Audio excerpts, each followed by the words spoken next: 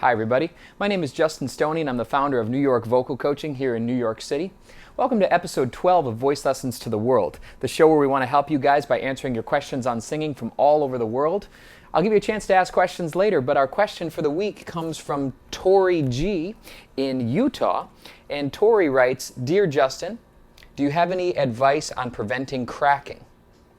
That's a great question, Tori, and I think that a lot of people are going to want to know about cracking. And the first thing I want to tell you before I tell you some ways to not crack, I want to first tell you that cracking is actually a great thing. Now, obviously, we don't want our voices to crack in the middle of a performance or something like that, but let me tell you why cracking is actually a great thing. The first reason is that your voice needs to crack. If it didn't crack, you would actually hurt it because we're trying to balance the force on the vocal cords, the compression on the vocal cords. I'll get to that in a minute. But if you were not able to relieve that pressure, to crack, your voice would actually get hurt many more times than it does because it can let go and crack. So that's one thing, is it protects your voice.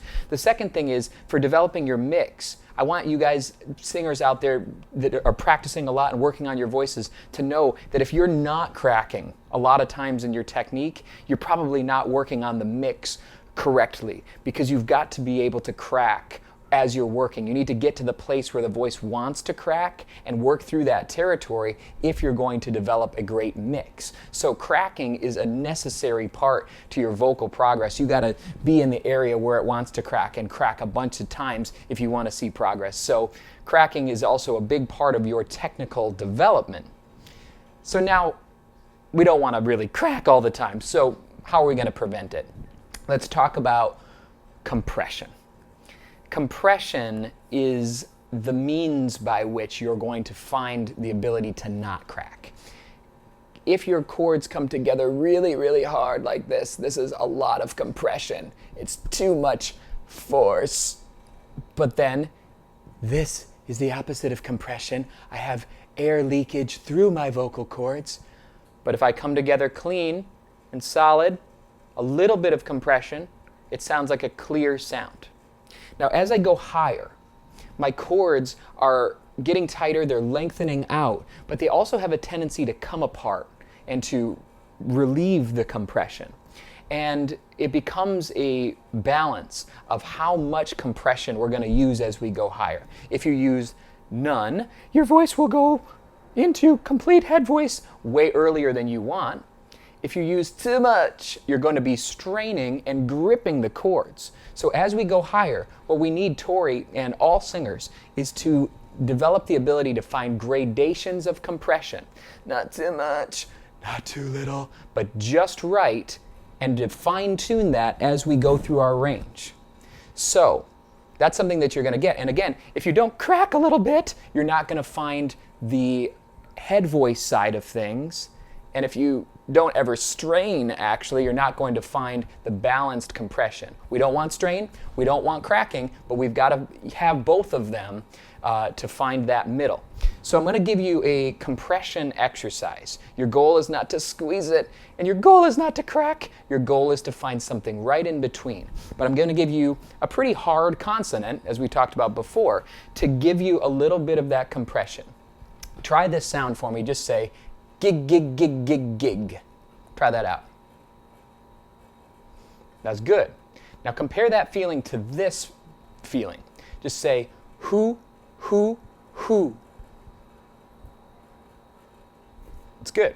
Now you feel that the gig, gig, gig versus the hoo, hoo, hoo, gig, gig, gig, gig gives you a little bit of a sort of tighter feeling on the chords. Not a strain. That's a big difference. A more compressed feeling. One more time with hoo, hoo, hoo. And now give me a gig, gig, gig. It's good. So you can feel that that's a little bit of a more compressed sound, the gig.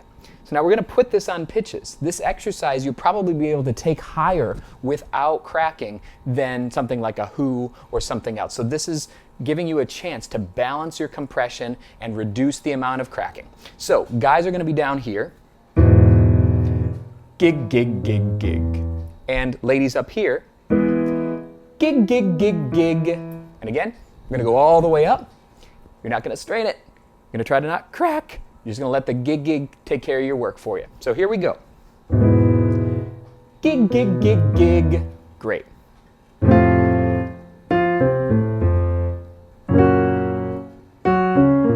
Nice job.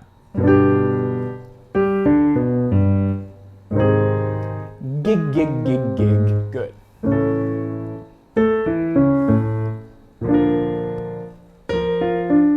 Good. Gig, gig, gig, gig. Excellent.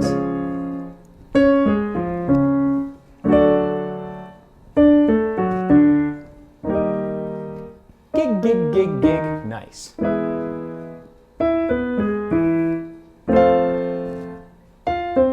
Two more. Gig, gig, gig, gig. Nice job.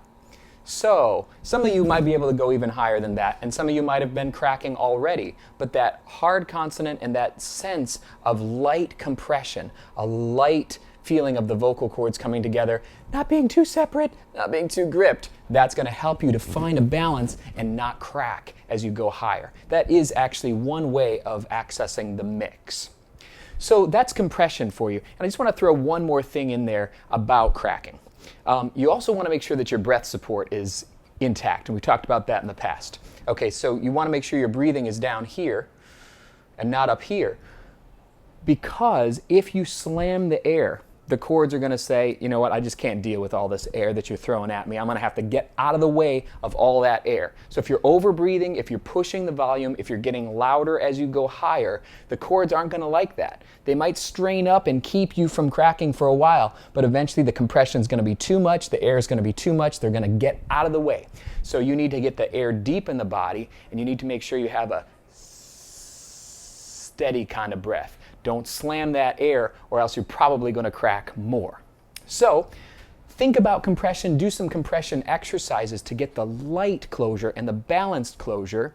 Know that breathing is a factor as you work on this.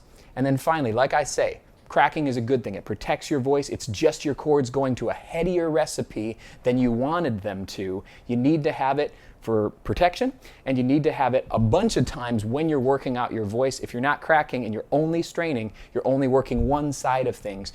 Don't be afraid to crack when you're practicing, when you're in front of your voice teacher, when you're at home. The only place we don't want you cracking is out on stage. So do a lot of cracking before you get there. So I hope that's been helpful for you guys today. If you have questions you want to see us answer on the show, you can send an email to questions@voicelessonstotheworld.com. And we just encourage you guys to just keep practicing. Even if you're cracking a lot, go right on through there. Don't lose the joy, don't lose the passion. Don't let people tell you can't sing, because we all know that's just not true.